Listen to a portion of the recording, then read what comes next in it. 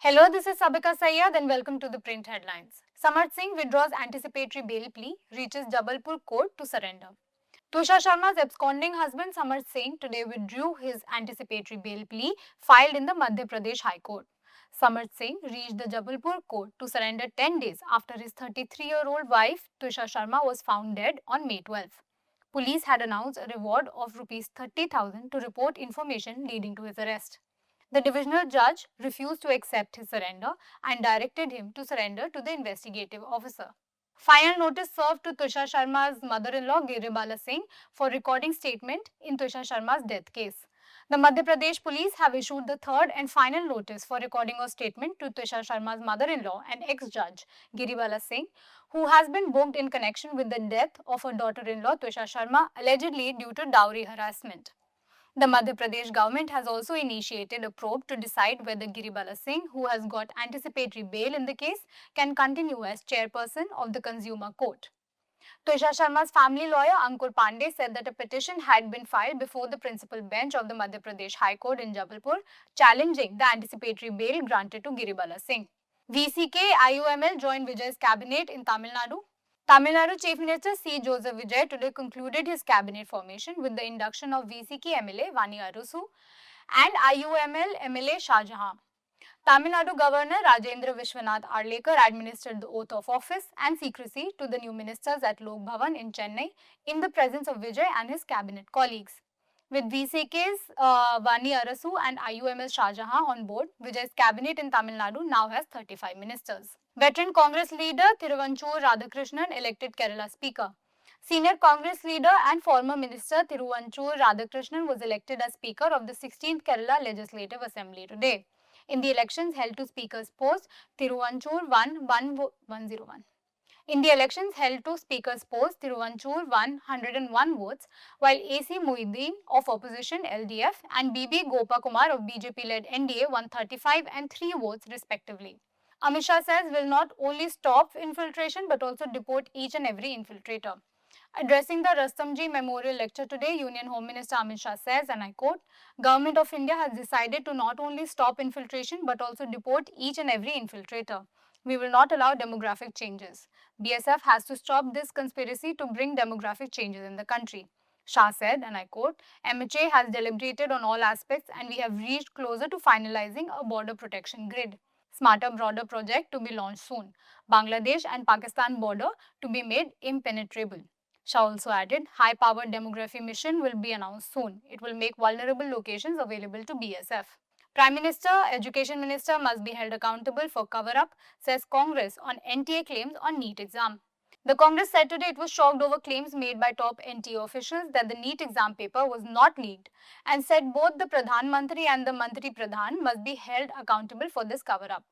The Congress also said that the National Testing Agency has become a national trauma agency and accused the government of colluding with the paper leak mafia to suppress the truth of irregularities and fraud. Parents, students challenge CBSE 3-language rule for class 9. Parents and students have approached the Supreme Court today for an urgent hearing against the CBSE policy which has made the study of 3 languages compulsory for class 9 students from July 1. Appearing before a bench headed by Chief Justice of India Suryakant, Senior Advocate Mukul Rohatgi for the petitioners asked how class 9 students were to suddenly start learning a new language with the class 10 board exam looming next year. The senior advocate sought a hearing on May 25. The CJI said the petition would be listed next week before the appropriate bench. Delhi High Court pulls up Wrestling Federation over decision to declare Vinesh Phogat ineligible. Delhi High Court has pulled up the Wrestling Federation of India today over decision to declare wrestler Vinesh Phogat ineligible to participate in domestic events. The court directed the centre to form expert committee to evaluate Phogat to ensure her participation in upcoming Asian Games selection trials. Umar Khalid gets 3-day interim bail. The Delhi High Court today granted 3 days interim bail to Umar Khalid, an accused in the 2020 Delhi riots. Umar Khalid had sought interim bail to attend a post-death ritual on the Chehlam of his uncle and take care of his mother who has to undergo a surgery. Calcutta High Court orders setting up SIT of CBI to probe hushing up charges in RJ rape murder case. The Calcutta High Court has ordered setting up a 3-member SIT of the CBI to probe the developments from the time the RJ Medical College's trainee doctor had dinner on the night of August 2024 to her cremation. The bench said that considering the social ramifications of the gruesome incident, a three-member SIT would look into charges of evidence, destruction and allegations made by the medic's parents that there were attempts to hush up and downplay the incident. The young medic was raped and murdered in the hospital on the night of August 9, 2024, which caused an uproar in the state as well as among the doctors' community across the country. Supreme Court grants bail to Jammu and Kashmir man booked under UAPA after 5 years in custody as under trial. The Supreme Court today allowed bail to a young man from Jammu and Kashmir accused under the Unlawful Activities Prevention Act or the UAPA for being part of a cross-border conspiracy to originate and implement a covert method of attack called hybrid terrorism in the valley using both physical and online realms to radicalize youths to take up arms after the abrogation of Article 370. A bench headed by Chief Justice of India Surya Kant took note of the fact that the man, Suhail Ahmed Thokar, had been languishing in custody as an under trial since his arrest in October 2021. Shashi Tharoor slams ex-ban on Cockroach Janata Party. A day after Cockroach Janata Party's account was withheld in India in response to a legal complaint, Congress MP Shashi Tharoor today dubbed the move as foolish in his post on X. Voicing concern for the blocked account, Tharoor said, and I quote, "Democracy's great virtue is the outlets it provides for public sentiment, frustration and grievances. Letting these be aired on a satirical site is the national interest." Election Commission of India announces Rajya Sabha polls for 24 seats on June 18. The Election Commission of India today announced polls for 24 Rajya Sabha seats on June 18 following retirement of incumbents including former Prime Minister H.D. Devegowda and Congress leaders Mallikarjun Kharge and Digvijay Singh. In a statement, the ECI said the elections for the Rajya Sabha seats will be held in 10 states where the incumbents are retiring on different dates beginning June 21 to July 19.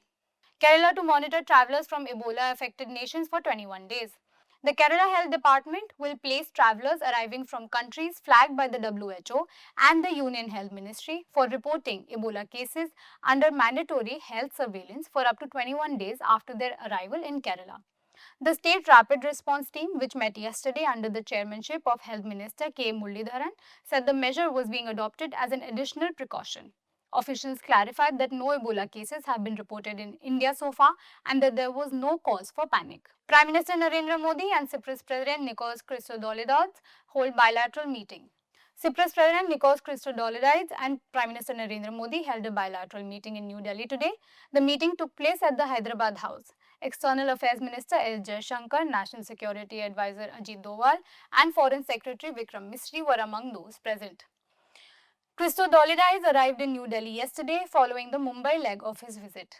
The Ministry of External Affairs earlier noted how his visit builds on the momentum generated by Modi's historic visit to Cyprus in June 2025 and reflects the shared commitment to further strengthening the India-Cyprus partnership. Washington wants Delhi to buy more U.S. oil and gas, says Rubio ahead of India visit. A day before arriving in New Delhi for his first official visit, U.S. Secretary of State Marco Rubio has said that Washington wants India to buy more American oil and gas as geopolitical instability unsettles energy markets. He said, and I quote, "We want to sell them, India, as much energy as they'll buy. We are at historic levels of U.S. production and export." He said this before departing from Miami for Sweden and India. He said, "We want them to be a bigger part of the portfolio."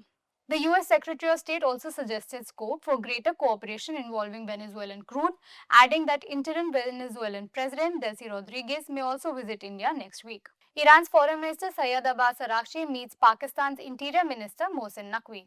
Iran's Foreign Minister Syed Abbas Araghchi met Pakistan's Interior Minister Mohsin Naqvi today to discuss proposals to end the U.S. Israeli war, with Tehran and Washington still at odds over Tehran's uranium stockpile and controls on the Strait of Hormuz.